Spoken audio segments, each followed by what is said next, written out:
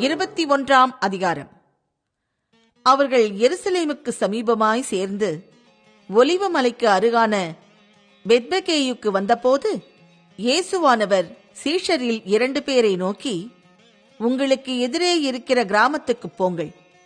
போனவுடனே ஒரு குட்டியையும் கட்டியிருக்க காண்பீர்கள். அவைகளை அவிழ்த்து என்னிடத்தில் கொண்டு வாருங்கள். ஒருவன் உங்களுக்கு ஏதாகிலும் சொன்னால், இவைகள் ஆண்டவருக்கு வேண்டுமென்று சொல்லுங்கள்.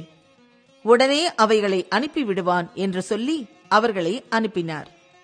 இதோ, உன் ராஜா சாந்த குணமுள்ளவராய் கழுதையின் மேலும் கழுதை குட்டியாகிய மரியின் மேலும் ஏறிக்கொண்டு உன்னிடத்தில் வருகிறார் என்று சீயோன் குமாரத்திக்கு சொல்லுங்கள் என்று தீர்க்கதரிசியினால் உரைக்கப்பட்டது நிறைவேறும்படி இதெல்லாம் நடந்தது.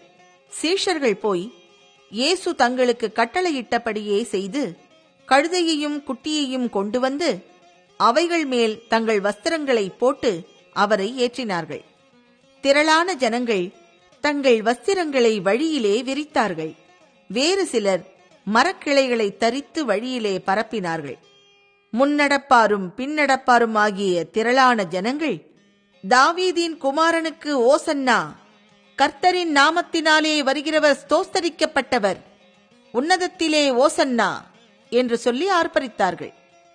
அவர் எருசலேமுக்குள் பிரவேசிக்கையில் நகரத்தார் யாவரும் ஆச்சரியப்பட்டு, இவர் யார் என்று விசாரித்தார்கள்.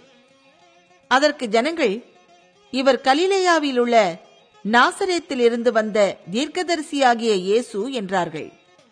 இயேசு தேவாலயத்தில் பிரவேசித்து ஆலயத்திலே விற்கிறவர்களும் கொள்ளுகிறவர்களும் ஆகிய யாவரையும் வெளியே துரத்தி காசுக்காரருடைய பலகைகளையும் புறா விற்கிறவர்களின் ஆசனங்களையும் கவிழ்த்து, என்னுடைய வீடு ஜெப வீடு என்னப்படும் என்று எழுதியிருக்கிறது, நீங்களோ அதை கள்ளர் குகையாக்கினீர்கள் என்றார். அப்பொழுது குருடரும் சப்பானிகளும் தேவாலயத்திலே அவரிடத்திற்கு வந்தார்கள். அவர்களை சொஸ்தமாக்கினார். அவர் செய்த அதிசயங்களையும் தாவீதின் குமாரனுக்கு ஓசன்னா என்று தேவாலயத்திலே ஆர்ப்பரிக்கிற பிள்ளைகளையும் பிரதான ஆசாரியரும் வேத பாரகரும் கண்டு கோபம் அடைந்து அவரை நோக்கி, இவர்கள் சொல்லுகிறதை கேட்கிறீரோ என்றார்கள். அதற்கு இயேசு, ஆம், கேட்கிறேன். குழந்தைகளுடைய வாயினாலும் பாலகருடைய வாயினாலும் துதி உண்டாகும்படி செய்தீர் என்பதை நீங்கள் ஒரு காலம் வாசிக்கவில்லையா என்றார்.